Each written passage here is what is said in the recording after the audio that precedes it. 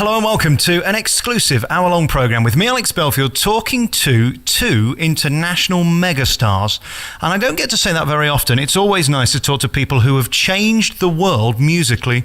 And Benny Andersson is one of these people. How are you? I'm fine, thank you. Welcome to Stockholm. It's so exciting to be in the place where you created this music. Do you feel playing your music is more interesting than talking about it? You're right.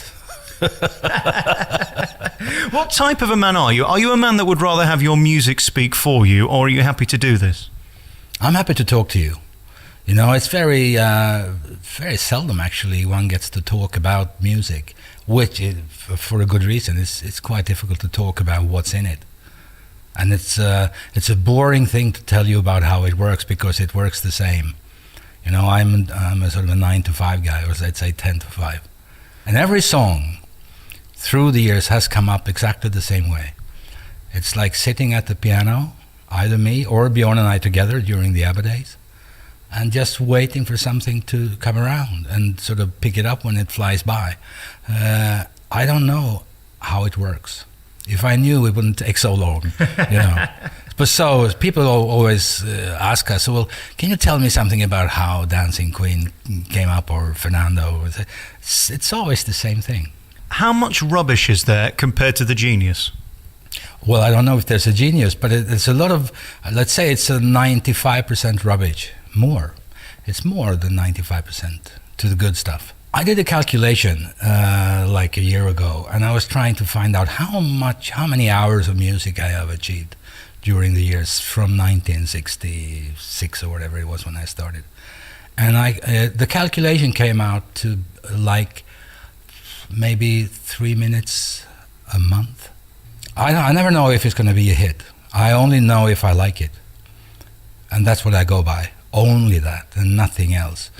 And if I'm unsure, like now, I have been working on my own now for, I don't know, 20 years.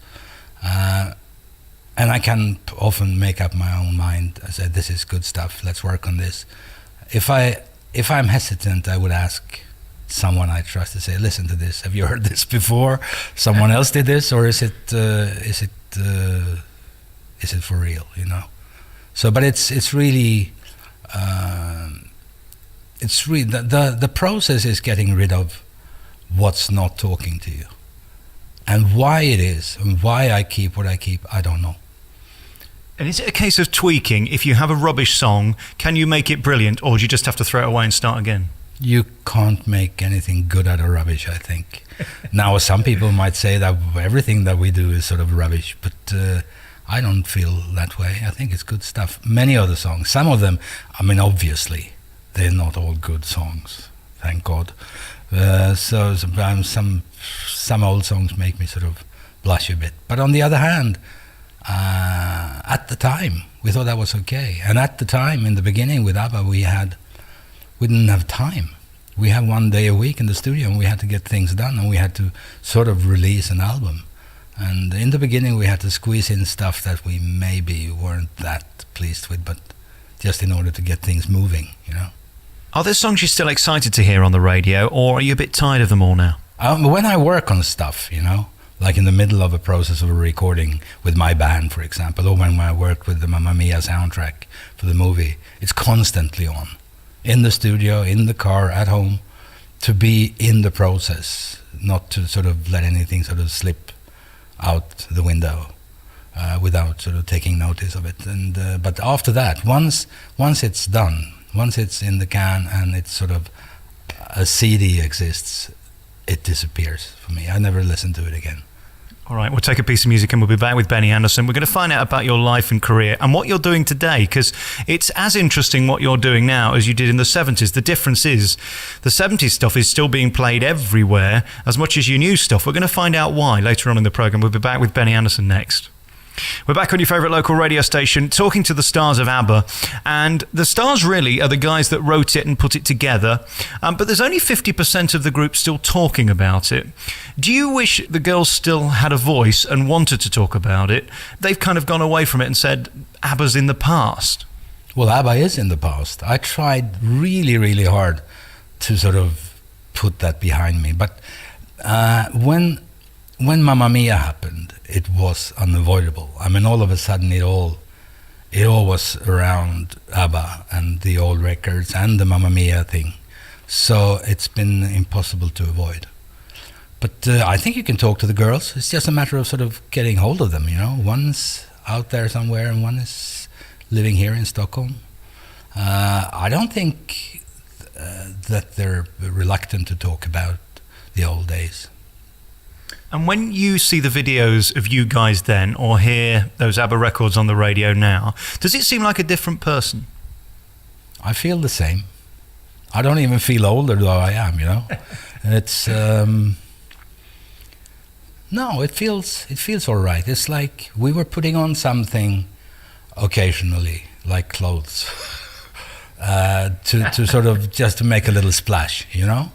Apart from that, no, I think it's most of the stuff is okay. Most of it, not all of it.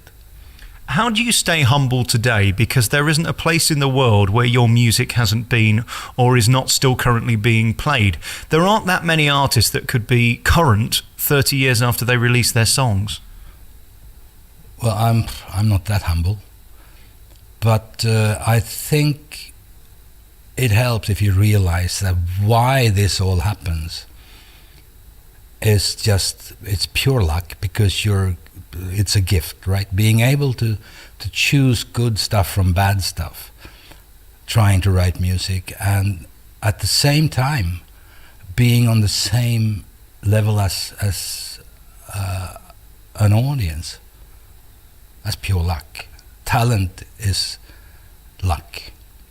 The rest is hard work. So I'm proud of the hard work, which is not like working in the coal mine, but it's still, it's as we spoke about earlier, it takes a long time to achieve something good. And for that I'm proud, and that's why I'm not so humble. But when it comes to the talent that has been put on me and all the other guys, that's pure luck, and there's nothing to brag about. It's interesting, because if you think of songs like Dancing Queen or Mamma Mia, they could become very cheesy and be just played as a joke. Did you ever worry about that? Because you make fun of your own music in Mamma Mia, the stage show and the movie, of course, but it's still a great tune. And you talk about the look. I think look will only take you so far in getting played repeatedly. Well, we always thought we did good stuff. Nothing cheesy about that, you know. We did exactly what we wanted to do. Now, what you refer to as a sort of could be cheesy must have to do with the lyrics. Has nothing to do with the music as such. Don't you agree? And I've never been involved in writing lyrics. I only care for the music itself. And as long as the lyric sits together with the music nicely, fine with me. I don't care if it's called Mamma Mia or Fernanda or Dancing Queen or whatever, as long as it sort of runs along with what the melody is, you know. And no, I must say that we were and are really sincere about the stuff that we've been writing, and very proud of it. All right, we'll come back next with more from Benny Andersson. We're going to ask next, what makes a good tune? We're back with Benny Andersson on your favourite local radio station, talking to the star of ABBA, the man who sat down at the piano and created Dancing Queen and Mamma Mia, Thank You for the Music, and all these great tunes that everybody can sing. That's where I think you're a genius. You write tunes that people who are not musical can remember. What do you want me to say? I don't know. I don't know why it is a good tune. I know that I think it's a good song. You know, I'd say, this is good. This does not exist. It has identity, and I like it. Well, there's no recipe. If there was one, I mean, it would be an easy task, wouldn't it? It's not. It's just a matter of sort of trying to use what you've been given to make good choices, and never give up. And don't give away stuff that does not rhyme with that doesn't rhyme with what I feel. You know. That would be a disaster, because then you have nothing to hang on to. If you know you like the stuff, you know that there's something about it that make you sort of release it at all. If you're doing guesswork, you're in deep, man. And as for hearing the ABBA songs on the radio now, is it still as much of a thrill hearing them talked up as they were 30 years ago? I think some of them sounds pretty good to be so old, you know. I think it has. I mean, we spend a lot of time in the studio, which many other bands did too. And Michael Tretto was a great sound engineer, and we never gave up until we were all happy, the three of us, Michael and Bjorn and myself. And that pays off today, I think. Some of the recordings are really good. I think a song like Knowing Me, Knowing You, or Dancing Queen. It's interesting, Knowing Me, Knowing You, when you look at Alan Partridge, and he made that song popular with his Aha. Yeah. Is that a compliment? I think so. I think it's fun, you know? I haven't seen that show. I'm a foreigner, you know. But you've heard about it. I heard about it, yeah. You know, did someone tell you about when we had the first preview of Mamma Mia? When Sam is singing Knowing Me, Knowing You to Sophie, they decided, the director and whoever said, let's take the ahas away. You know, Knowing Me, Knowing You. So the ahas was taken away from the show. And when the first preview came, he came to the chorus and he was singing Knowing Me, Knowing You, and the audience went, aha. So we put it back in. And it's still there today. All right, we're going to take a piece of music. We'll take that one, Knowing Me, Knowing You, here on your favourite local radio station. We're back with Benny Andersson on your favourite local radio station. You're musical, and that's not surprising, because when I read your biog, Dad was a musician and Granddad was a musician, and you were surrounded by the accordion and how to play instruments, and that led to the piano, did it? Yes, it did. I was taught to play the accordion. Well, my father and grandfather just did it for fun. They were not professional musicians. And I had one when I was 6, and I was obviously a good learner. So when I was on my 10th birthday, my parents bought a piano for me and my sister. And I used it, you know. You can play the accordion, you can play the piano, and you use your left hand like you do with your bass side on the accordion. And from there, I just kept on working. I think that's the trick, though. You know, so if you have a talent, if you realize, I don't think when you're so young, you don't know. You just feel that this is fun. This is what I want to do. So I was sitting at that piano hours and hours every day. And I'm still sitting at the piano every day for hours and hours since I was 10. And I think if you do that, something good must come out of it. And I think it goes for every good musician, every composer, everyone. If you start really early, and if you are in the middle of the thing of music and you enjoy that, something good comes out of it. How much is down to hard work, and how much is an energy that comes to you from somewhere else? Oh, it's a tricky thing, that, isn't it? I wonder what it is, because the thing is that when it happens, I know what it is, but I can't make it happen unless I sit there for hours and hours playing, letting my hands go, trying to hear something that I haven't heard before, that is sort of has some value. And I don't know what it means when it happens. I don't know how it works. I think if you ask any other good songwriter, he or she would say exactly the same thing. You can ask a painter or a writer, they would say the same thing.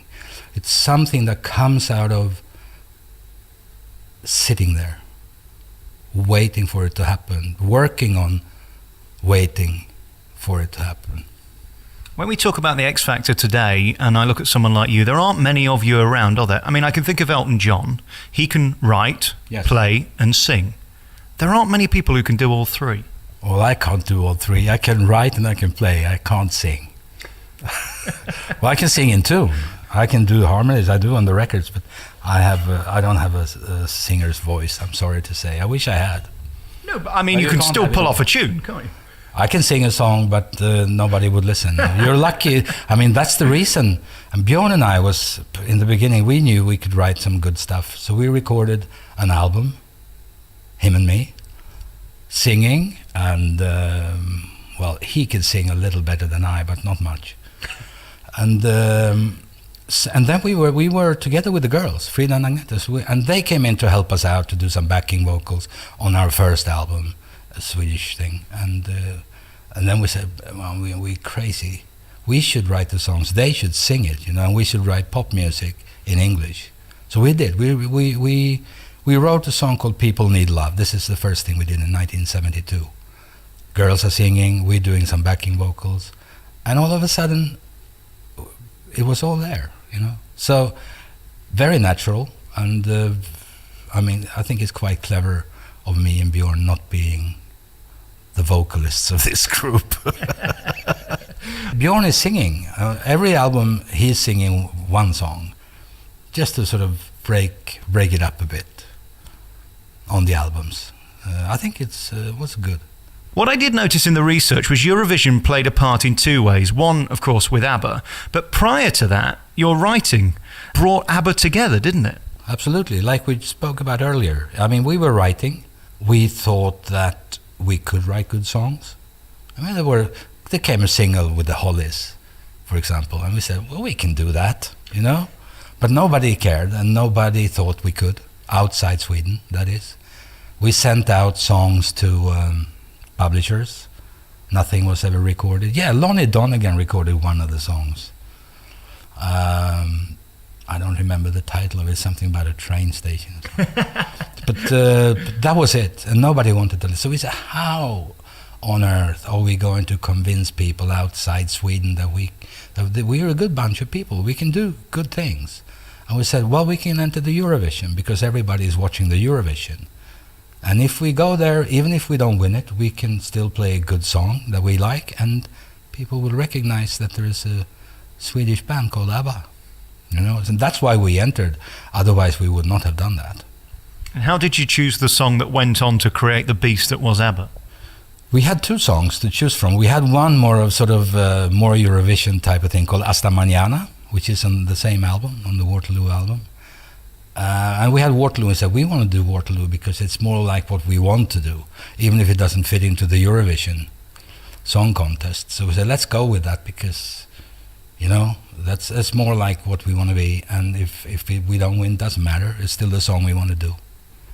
How do you feel when you go out on a stage and you know that it's make or break? Because Eurovision either creates something wonderful or, in many cases, ruins people's careers. Were you nervous? Were you excited? Or did you think this could be it? This is our moment? Well, obviously, if you're in the competition, you want to win it. That's how it works. Even if you can't compete in music, it's sort of a silly thing. Nowadays, it's crazy. It's just too much, you know. And nothing ever... But I don't know. Did anything good came out of Eurovision since 1974? I'm not sure. Before that, good songs came up. You know, Volare was in there. Merci Chérie was in there. I don't know. Puppet on the String is a good song. The Spanish song, Eres Tú, was a lot of good stuff coming out. Now, I don't know. Do you think it's just there for parody and ridicule to bring us Europeans together against the rest of the world and for no other reason at all? I don't know. I mean, it's good entertainment, isn't it? I mean, you sit there and watch it and you see those different acts from different countries doing sort of 100% everything in every number. And all the lights and all the lasers and all the cameras and it's really well-produced thing. But it's not for me, I must tell you. It's not. Having said that, the outrageous costumes that they wear today, back in the 70s, what you were wearing was, well, revealing at the very least. When they said to you, this is what you're going to wear, what was your reaction? No, we said what we wanted to wear. We wanted those clothes. Those clothes that we used for the Eurovision, they're really nice stuff. Take a look at them. They're good stuff. They're just it rhyme with the time, and they're kind of neat. Then we put some other stuff on occasionally that wasn't that nice. But those clothes I really like. How did you feel when you looked in the mirror? Good. I felt good. With high-heeled boots, with those, you know, the plateau shoes, yeah. But everybody was wearing them. You walk the streets in Stockholm or London for that matter. You were all on plateau boots. Why shouldn't we? Do you still have those costumes? Oh, yes. They're now with this ABBA world thing. Are you ever tempted to try them on again and see if they still fit? I don't think I would. Well, maybe. I'm not too far away from it. I don't know, maybe 10 pounds? Yeah, no, I think you're doing fine. All right, we're going to come back next and talk about the musical years. We've already talked a little bit about Mamma Mia, but Christina's the new show. We'll talk about that next. We're back on your favourite local radio station talking to a legend. There's no other way of saying it. A question I want to ask you before I forget it. How does it feel to know that your music is going to be played 100 years after you're gone? Oh, we don't know that, do we? We know it's played now. And, well, that's good enough for me, you know? We never thought. When ABBA closed down in 1982, we said, well, we might have a year, maybe two. Little money coming in from old records all over the world, and that'll be it, guys, you know? And that was not the case. And that's good enough for me. I don't know. If they're going to play these songs in another 10 years' time, great. I can't imagine why they won't, because a bit like the Beatles still being played today, it's of its time, they're well-written songs, they're songs everybody know and love. Why would they stop playing them? I don't know. Time changes, you know. Were you ever influenced by the Beatles? Oh, immensely. I mean, they were the reason I started to try to write songs. Because before the Beatles, it wasn't that obvious that there were songwriters in the world, you know. It's like the singer is the song. The Elvis record is Elvis Presley, and nobody asked about Jerry Lieber, Mike Stoller. They might be there on the record, but nobody cared. And all of a sudden, these guys came along and they wrote their own stuff. So one day I said, well, maybe one should try. You know, I can play the piano. Maybe I can write a song. And I did, and it worked. The hedonism of being in a band like ABBA, the same as the Beatles, how does that feel when you're it for that moment and there are literally tens of thousands of people waiting to see you get off a plane? Is there any way of describing that emotion? I don't think so. It comes with the territory, as they say. I mean, you know what's happening. You know that you sell these many records in Australia or in England or in Germany or wherever. And you know if you go there, there's going to be a little splash and there will be people around wanting to see you. You know that. And so I don't know. It doesn't feel strange. It just feels normal. I've been a pop star since I was 18 years old. I was in a Swedish rock band called the Hep Stars when the audience were really screaming at that in those days. So I'm kind of used to it, you know. I don't know what it would be like not having had that. It's very rewarding to realize that when you try to do something good, you write a song, you write Knowing Me, Knowing You, record it, it comes out, and people like it. That's the thing. That's what it's all about. To have a communication with someone else. Now, if it's 10 guys or 10,000, it doesn't really matter, I would say. But again, I mean, I'm living in a normal situation here and have been for 45 years.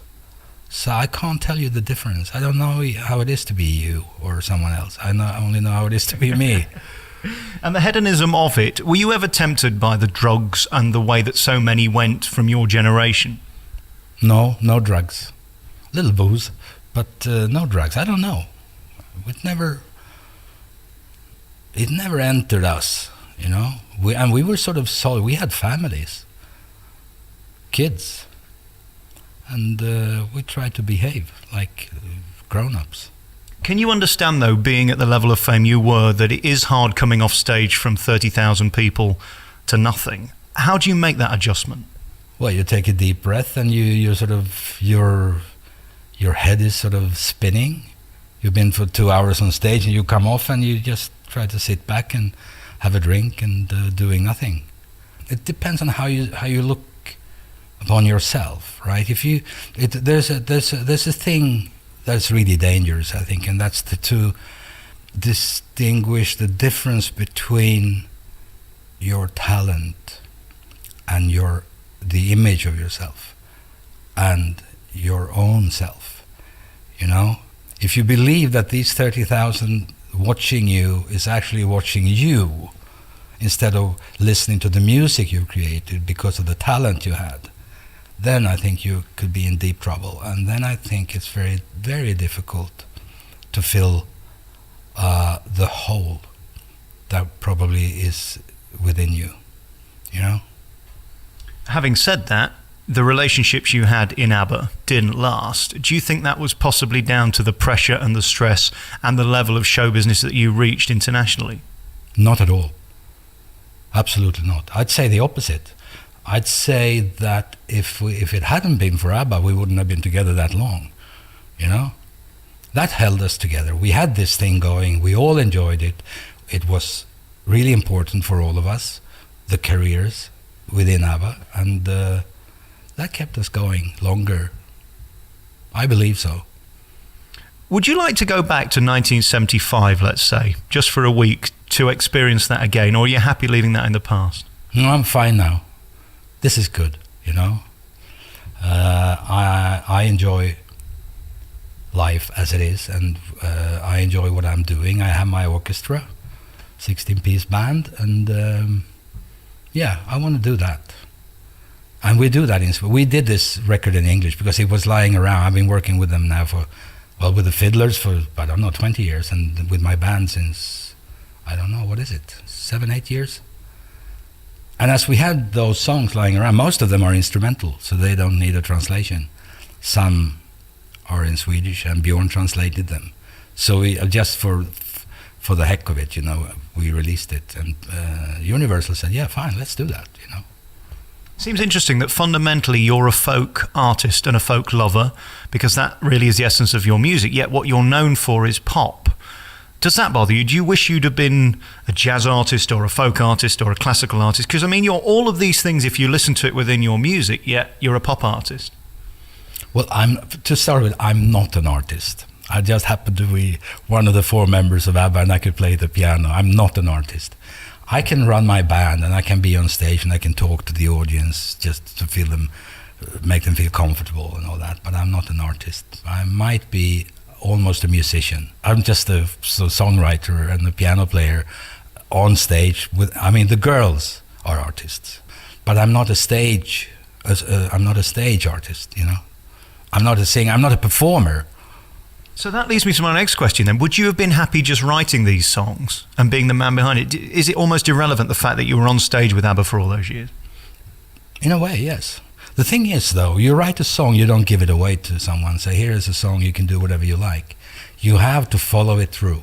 You have to be on top of the whole process till the end of it, you know, to make sure that it is as good as it can be according to, well, to my preferences.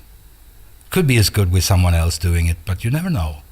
So that means that everything that I've been involved in, I've been staying sort of really close to until it's done. Even if it was Christina the musical, which is like a 3.5-hour thing, or the music for chess, or anything, you have to be in there and you have to have the last word, so the final cut of things, because otherwise you never know what's going to happen. So I don't write songs for other people, just give them away. I write songs maybe for other artists, but I want to be involved in the process. If you had the chance to delete the records and re-record them and re-release them today, would you like to do that? Yes, but there's no use thinking like that because it's done, you know, and you have to live with it, the bad as well as the good. We've got your grand piano in front of us, which I'd be delighted for you to play for us in a short while from now. How do you make the piano come alive? Because it's only white and black keys, isn't it, really? Well, I can only play my stuff, you know, I'm not good at playing other people's music.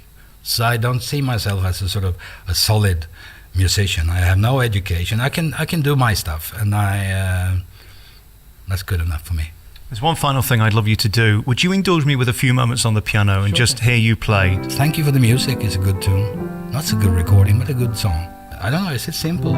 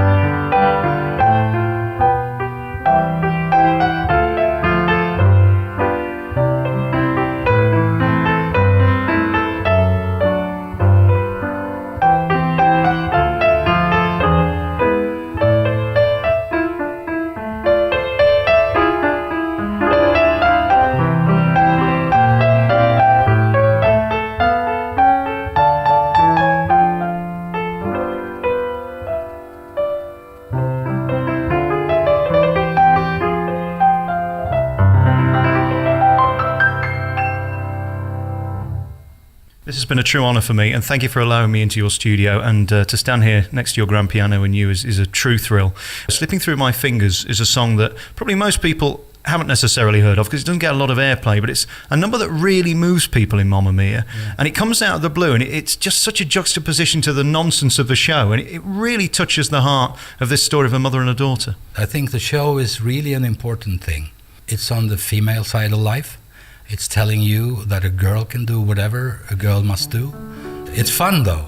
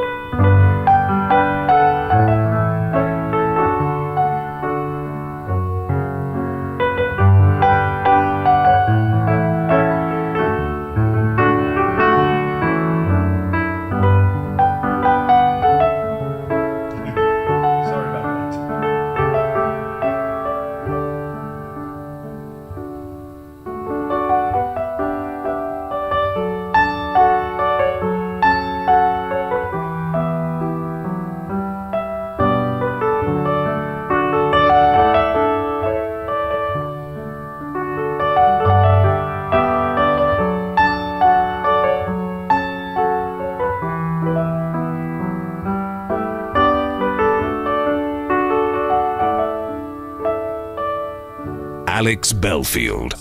Welcome back to The Big Show. It's Alex Belfield talking to two of the biggest stars in the world. We already spoke to Benny. Next we talked to Bjorn. How are you? Very well, thank you, and thanks for calling me that. No one has done that today. Really? Well, I think you are, and I tell you why I think you are. Everywhere you go in the world, they've heard of ABBA. That must be a nice feeling for you because it worked. Your PR campaign has worked. It has, hasn't it? And I'm amazed, when I think about that every corner of the world, they probably know one of our songs. And I tell you why I'm amazed, because I don't know quite how that happened. If you think about it, we split up in 82, and the songs are more well known now, I probably think, than they were during the 70s. The way the music journalists talk about it these days is, I tell you, quite a difference from what they said in the 70s. So I guess, but we always felt, from colleagues in the business, colleague musicians, we always felt that they sort of understood that we had a serious approach, very, very much alike that theirs. And I'm talking about, various people who you would never dream of listen to our songs, like Led Zeppelin and others. So that was a great comfort when the guys in New Musical Express would, tell us to go away. Because it didn't necessarily have to work or need to work with starting in Eurovision, because let's face it, today that's deemed a laughing stock. I mean, you don't go on there to be taken seriously, do you? No, and absolutely not these days, but hardly in those days either. I don't think that any act in Britain would have gone on Eurovision if they didn't have to. Because even then he was tainted. He was bad image. And surely we had such a tremendous problem to overcome that image in the beginning. I mean, we had this giant hit with Waterloo, but after that it was a struggle to prove to people that we were, we had planned to stay a little longer. Did things happen out of just luck and coincidence and just the test of time in terms of your appearance with the clothes and the sound of ABBA? Or were you quite meticulous in how you wanted to come across? No, we were never image conscious, as for instance groups like Roxy Music and others. We just felt that we needed to be as outrageous as possible, just to be remembered, just to be seen. We thought if we were on the Eurovision, we decided on, for instance, a song that would stand out, which was not the typical Eurovision song. And we decided to try to stand out even more with our costumes. And that was the reason. It was never any sort of conscious image to look that way. Look that ridiculous, and I mean, we only did that for a couple of years. I think we did become much more sophisticated after that. Did you have to rub yourself in oil to get in all that spandex? I was fairly thin, you know. I didn't have to do that. It was quite comfortable. I was jumping around on stage in those outfits, and but they were very tight. Yes. All right, we're going to come back with more next from Bjorn. We're here at his home in Stockholm, and we're going to talk about the view. It's dark at the minute, but in the daylight, we're going to talk about what you look at day in and day out. Back next with Bjorn. We're back on your favourite local radio station. It's Alex talking to the stars of ABBA. Benny was on earlier. Bjorn's with us now. And what an honour, A, to be allowed into your home, and I thank you for that. And B, what a life you lead. It's not bad, is it? No, this is quite comfortable, and I can be very private here.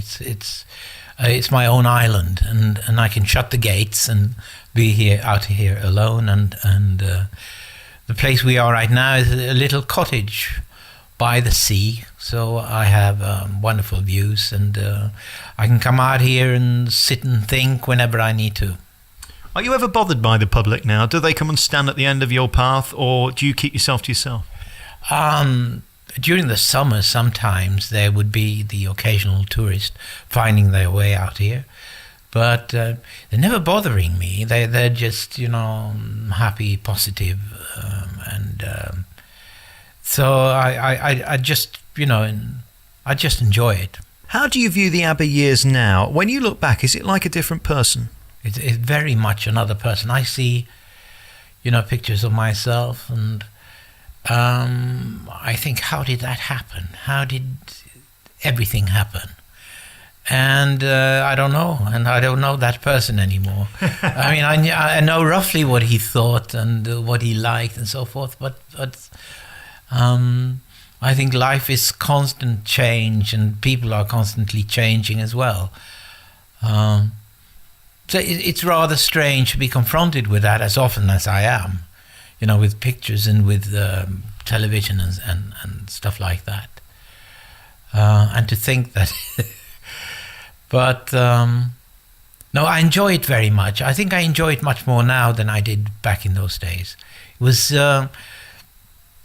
what I remember was very, very hectic, very hard work, and a lot of traveling, and it's a big haze.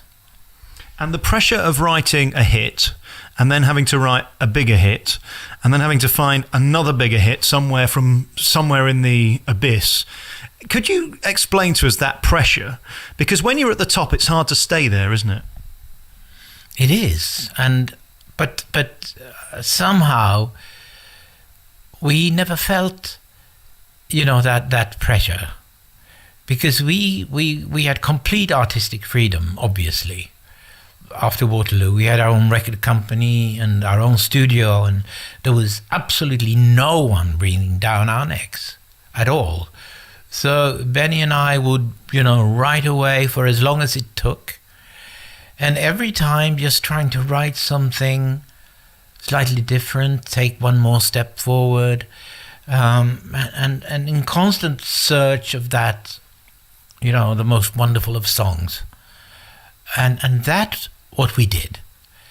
We didn't think of, will this be a bigger hit than Fernando? Will this be a bigger hit than Mamma Mia? We would just think, if we came up with something good, oh, really, this is wonderful. It's going to be great to record this. So the only pressure came from within, I would say. And did you know when you'd got a song like Thank You for the Music or Mamma Mia or Knowing Me, Knowing You that they were going to be as big as they are today? No. The simple answer is no, you never know. And, well, people don't believe me when I say this, but it is true. You at the writing stage, when you're there with the piano and the guitar and you come up with this song and you don't have any words or anything, you just know that it's something good. But that's all you know. And whether it's going to be a hit afterwards or not, no one knows. And I think we were just lucky that we seemed to have the same taste as, a lot of other people at that time. Because I swear to you, what we wrote was exactly what we wanted to write most at that very moment. And how many got away? How many songs are there that you think should have been as big as those we all can sing along with? Well, all the songs are there, in the albums. And the ones that never were released as singles were, equally important in the beginning. And they're equally important now. But, of course, they were not the type that you would release as a single. But there's nothing more left from that period other than small fragments, perhaps, in our minds. And Benny reckons that 95% of what he writes is rubbish. Would you agree with that? Yeah.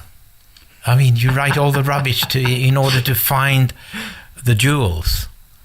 And in order to find them, you need to go through the rubbish. That's a simple truth.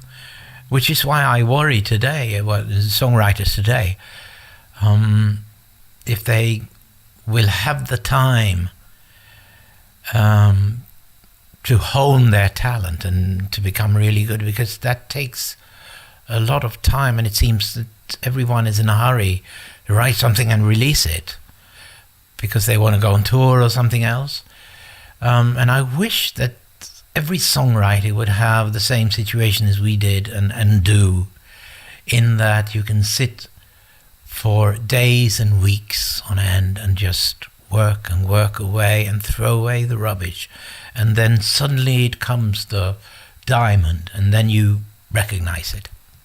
Do you think, therefore, that you were in the good years of show business, a time when you could take time to craft your art, opposed to now where the businessmen are knocking on your door and the accountant's saying, release, release, make money, make money?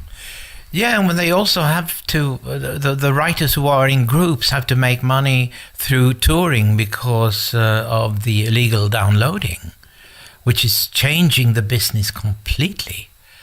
Yes, so I think we were, the golden years of copyright were 70s, 80s, and half of the 90s. I know you've been very public about your feelings towards me getting your material for nothing. How bad is it really? I mean, is it literally ruining the business? It's bad for the business. But I'm not thinking about the business now. I'm thinking about the writers primarily, because I am one. And I think it's ruining the chances for those who want to have a long career in songwriting. I think that's where the problem is, as I see it, because they could rely on, the micropayments in the past, whereas now perhaps they would, have to give a song to someone for cash because the micropayments are not coming in, and that's it's a different environment when you need people like the Medicis again, like the church would pay a painter to pay something that the church liked. Would your advice then be to somebody who wants to be you to keep it in-house? No, I mean, people are so different. For some people, it's best that they just do the writing. Some it's best just the producing, and some just the singing. So I wouldn't like to give any advice on that at all. And I'm not the right person. All right. And this is a question that you won't be able to answer. But when you were back in, let's say, 75, 80, which was the song in the live show that you would look forward to, that you thought, yes? Without question, Does Your Mother Know? Yeah, because that was my song. And it came towards the end of the concert, and it always went down very well. We're back with Bjorn here on your favourite local radio station, talking about the history of ABBA and talking about the future. You got a new musical, Christina, coming to London. It's been around for a while, though. We're going to get to that in a minute. I just want to talk about you as a child, firstly. Were you always a musical genius? I never was, and I am not to this day. All right, then, did you always love music? How about that question? Yes. I think I liked it from the very beginning, but what I remember most was when I was 12 and I was given my first guitar. And I had the guitar as a gift, for a Christmas gift, I think.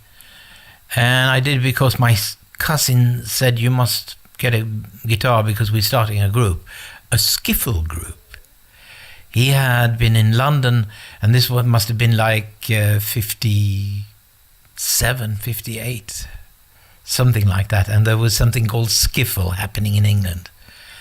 And he started a skiffle group. I got my guitar, and that's where it all started. And from then on, I was inseparable from that guitar and the other ones that I bought along the way. When I think about skiffle, I always think of Liverpool, because, of course, that was the heritage of the Beatles and a lot of those original Merseybeat groups. Yeah. How influenced were you by the Beatles?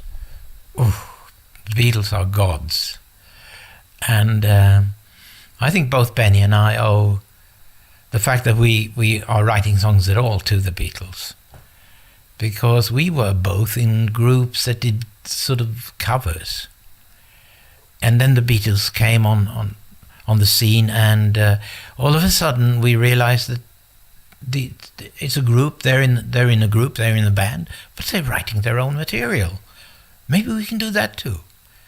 And so the idea came to write your own stuff, as with so many people around the world at that time. So we owe the Beatles so much. And you know that the Mamma Mia, the show, is it's on tour now, and it's going to Liverpool, and I wonder, how it's going to go down in the hometown of the Beatles. I shudder to think. I think they'll love it, and I'll tell you why. Because if you think about music generally, whether this be in England or America, we talk about the Rolling Stones, we talk about the Beatles, we talk about ABBA, we talk about Queen. Do you ever contemplate the fact you're up there with the best? It's a very strange thought, one that I sort of... People mention those names as you just did, and us with them. But it's very, very hard to grasp. Yes, I can see ourselves being up there with Queen, but with the Beatles, no, that's too much. In your mind, they're in a different league. Yes, they are. Absolutely. Does it ever become normal, the fact that you can drive down Las Vegas Boulevard and switch on the radio and there you are, and then you travel over to New York and you drive down Broadway and there you are, and then you go down the Strand in London and there you are, and then in France, there you are. It's very odd, isn't it? It's very odd, isn't it? I agree completely.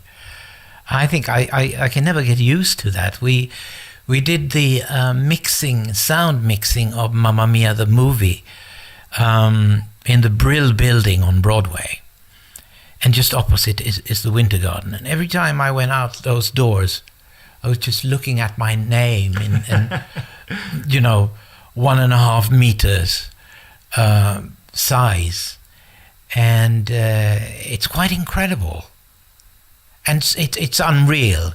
It's something I don't think you never can take naturally, never really grasp 100%.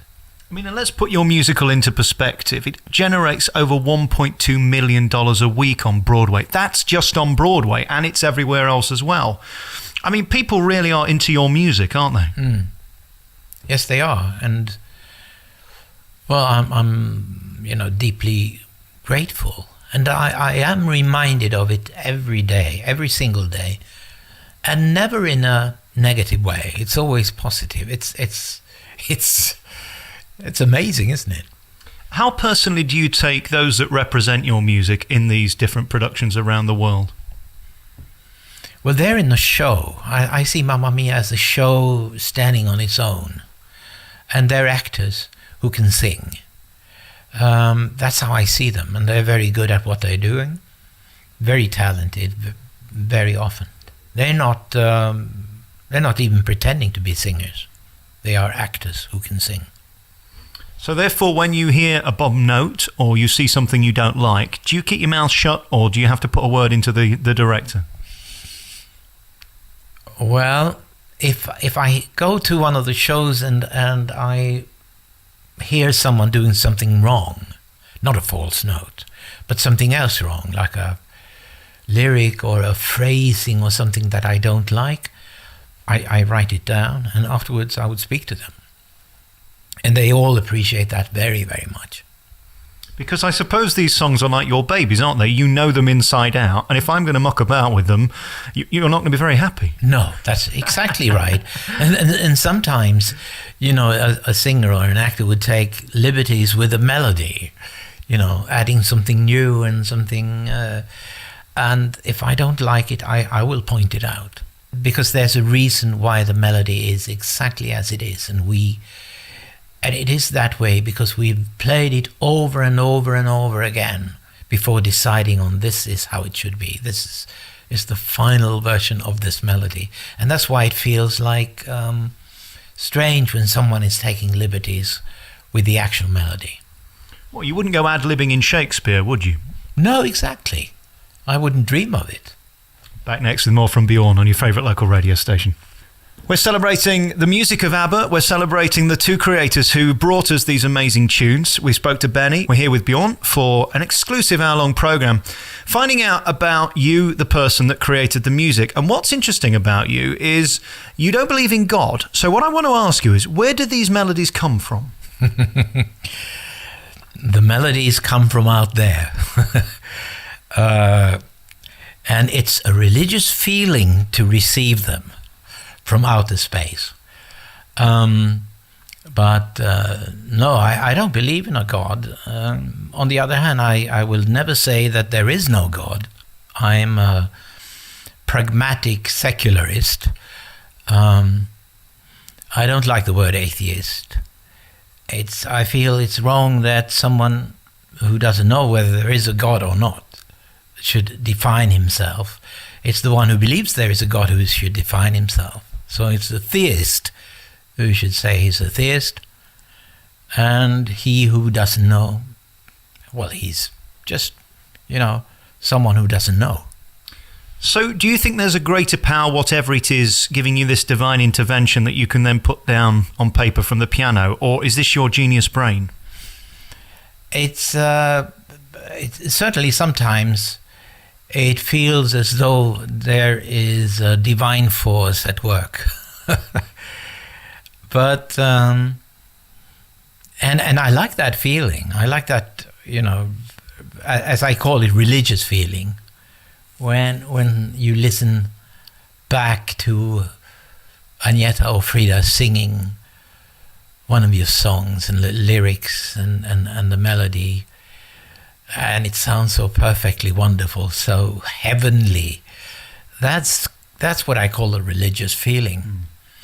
But where that song came from, I know some people believe it's out there and it's yours for the taking. If you wait long enough, it's there for you to take. No, I don't think so. It's something that happens in our minds. Is it 50-50 between you and Benny, or is it him writing a bit more or you writing a bit more, or does it change on each record? Well, what happened during the ABBA days, we always wrote the songs together. Benny being the musical motor much more than I was. But we always sat together day in and day out. And then I would write the lyrics afterwards. So in that sense, it's a kind of a 50-50 thing, where it's impossible to say, but of course Benny's always been the more musical one than me. And when I look at Mamma Mia now, when I see the stage production, I think less so with the film. It's silly in places and it makes fun of your lyrics. Are you happy with that? I mean, there's a line where she's on the bed and all upset and they say, Chiquitita, tell me what's wrong. and it gets a huge laugh, but it's playing with you, isn't it? It is, but that's what's good about Mamma Mia. It shows that we're not taking ourselves seriously. And don't forget that I was there from the word go. When Judy Kramer introduced me to Katherine Johnson, and the idea was there of writing a musical, and draft by draft we discussed, with Judy and I and Katherine in the beginning, and then more and more Philida Lloyd and more people. So it didn't come as a surprise to me. I was there and willing, and I think it's very nice when Chiquitita gets a laugh like that. I like it. What's amazing about the show is visually it isn't that spectacular compared to some of the big shows like Wicked. It is a story about a mother and daughter, and I think the reason for its success is, as silly as it is in places, it's incredibly touching. And that's, I think, what happened with the movie. And I was just reading earlier, I mean, it's the biggest selling movie of all time in the UK. Did you ever expect that for a start? No, certainly not. I thought with all the people involved, I'm talking about Philida Lloyd, I'm talking about Playtone from Hollywood, Tom Hanks' company, and all the great forces, Meryl Streep. I thought it would be a good film, a good musical movie. Maybe up there with Grease. I'm talking money-wise, up there with Grease or something like that. And I never thought he would break loose like that to become not just a musical movie, but one of the big movies. I never thought. I think you timed it very well as well. We were all a bit depressed when it came out, and I know women who went 7, 8, 9 times to see it, and they were dancing in the aisles. That doesn't happen very often, does it? No, I've not seen that in the theatre before. I went to one theatre in Stockholm, anonymously, and they were actually standing up, during the end of the movie, as they are indeed a stage show, and that's fantastic. Bjorn, how do you go anonymously? You're Bjorn. Well, I just got in after the lights had gone down. It wasn't difficult. I've got to ask you the question, didn't it make you just a little bit want to get back on stage and sing those songs again? No, funnily enough, no. I mean, I think I was never a kind of a stage person. I think you need to be a bit of an exhibitionist to love to be up there. And also, being in a group like ABBA, it's when you're on stage, you're reproducing something that you've done before, almost exactly. And I thought it was far more interesting to write new stuff. So I used to get, fed up after a week or two on tour. And that's why we almost only toured, like I would say, 4 months, 5 at the most out of that period of 10 years. Which is very, very little. Would you rather than have had somebody be you on stage and you just did the writing and took care of that? No, I don't think that would have been as good. I think it was a good thing for Benny and me to be in the group. Mind you, that was also because of the Beatles. If this had happened 20 years before, we would have been the writers and we would have written for 2 girls. But I think it was a good thing for ABBA that we were in the group as such as well. Did you not find the feeling of standing in front of 30, 40, 50,000 people intoxicating? Did that never bother you? It was intoxicating, especially in the beginning of a tour, the first 2-3 nights. But even that becomes repetitious. It sounds very, spoiled of me to say so, but it's a fact. And some people thrive on it. The true entertainers, like Robbie Williams, like Frank Sinatra, those people. I'm sure they thrive on that. But for those of us who are more interested in writing and recording and pursuing new things, it's not for us, I think. And as for the hedonism of being in an internationally successful group, how did you manage to avoid the drugs and the hedonism and keep out of trouble? Well, to begin with, I mean, we were two married couples. This was a fact. And we had like 10 years of domestic careers before in Sweden, careers that nobody outside of Sweden know about. And so during those days, we did, a lot of that, which you just described. So, in other words, in a way, we had done it. We'd been there. And for us, it was far more interesting and we didn't tour that much. We wanted to go home to our families. We had kids, and we wanted to go back to our studio and all of that. And so it's just never happened. And it's incredible, I cannot remember once during that time with ABBA that anyone came up to me and said, do you want to buy some? I've got some nice stuff here. Do you want to buy? Never. It didn't even happen. Maybe there were people around us who got rid of those. But isn't that strange? You talk to other groups in the 70s. You talk to male rock groups in the 70s. Oh, different story. So did you view the group then as just a job? The glamour that you're intoxicated by in the very, very beginning wears off. And I would say that in a way we had that glamour during our days in Sweden, in the groups we were in before. So when ABBA started, we were far more interested in the actual creating of something than the surrounding, glamour. And very finally on this, the pressure it put on your relationships. Do you think you'd still be together today if ABBA hadn't have happened? Do you think it put a pressure on the relationship that basically was just too much for you all to handle? I think that Agneta and I probably would have split up 5 years earlier if it hadn't been for the group.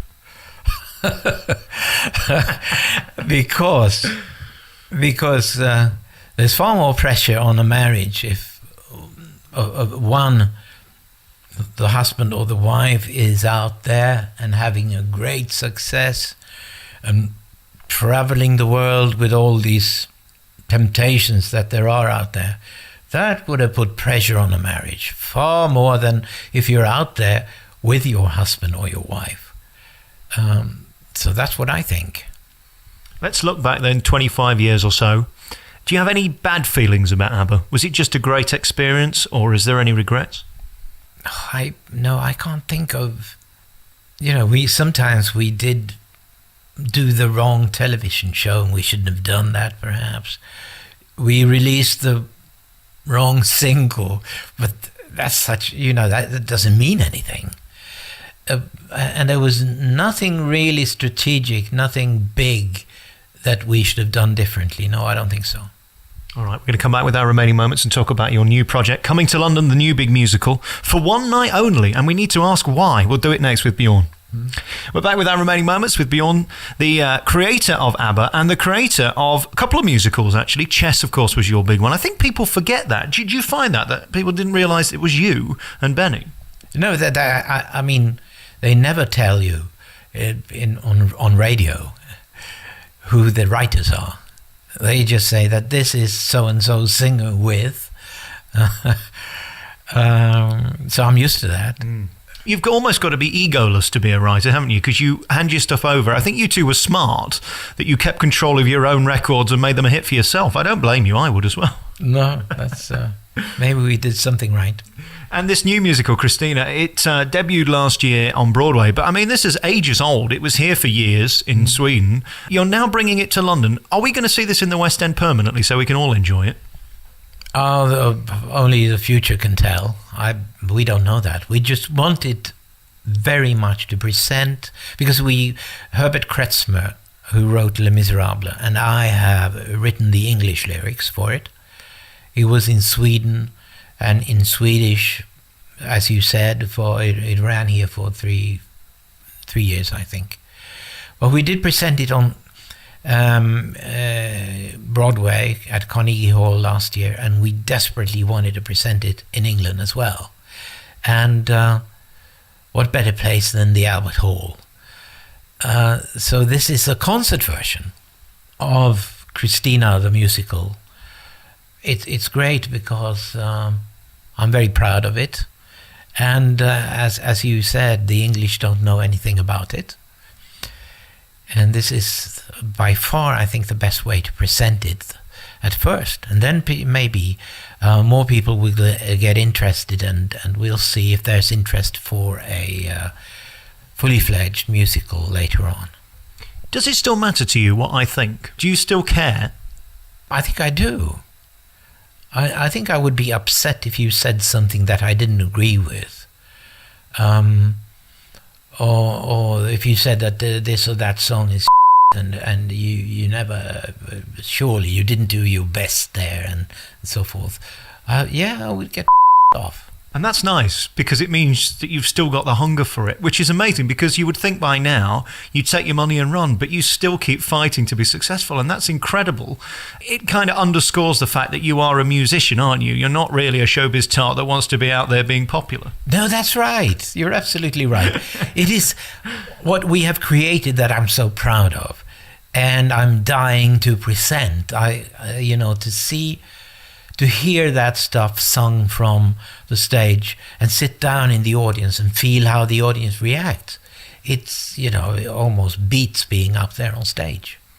You're going to hate this question. It's like asking who's your favourite child. But what are you most proud of? Is there one piece of music you think, I nailed it? Well, there are several things from the ABBA years, from Chess, from Christina. And it's quite so difficult to say, but something that you'll see will go down, I think, very well at the Albert Hall is a number from Christina that I'm extremely, extremely proud of. And it's called You Have to Be There.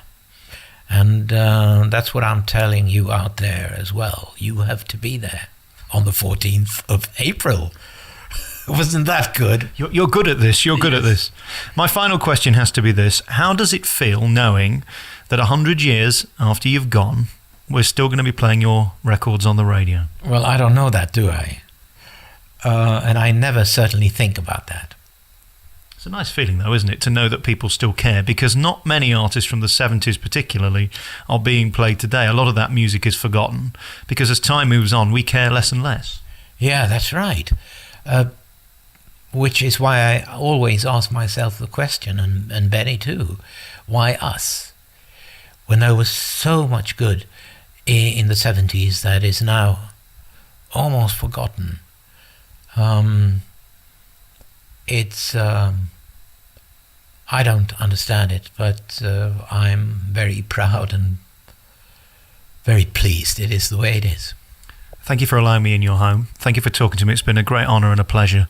And to me, a living legend is such a thrill, because you've given so much happiness to so many people. And when I go around clubs doing appearances or whatever, and they bang your records out at the end of the night, I can assure you there's not a dry seat in the house. Everybody's on their feet. Mm-hmm. Do you ever think about that when you're lying in bed, wondering how many people are boogieing to Dancing Queen around the world?